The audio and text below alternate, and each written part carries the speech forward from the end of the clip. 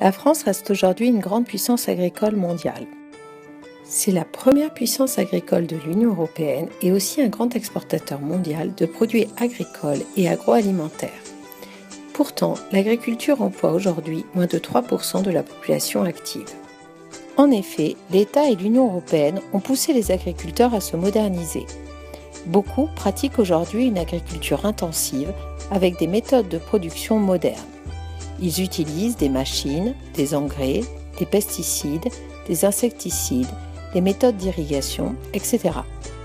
Cette modernisation rapide de l'agriculture explique la diminution du nombre des exploitations agricoles toujours plus concentrées, ainsi que la diminution du nombre des agriculteurs.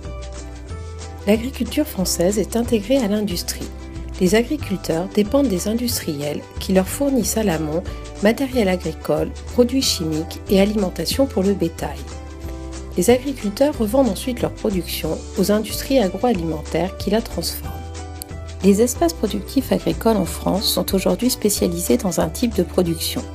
Ainsi, en Bretagne, on pratique l'élevage intensif. Dans le bassin parisien, c'est la grande culture céréalière. Et dans la vallée du Rhône, les cultures spécialisées. Cette agriculture française, très moderne et très productiviste, porte atteinte à l'environnement. Produits chimiques, déjections animales, polluent les nappes d'eau phréatiques ainsi que les cours d'eau. Cette agriculture est aujourd'hui contestée.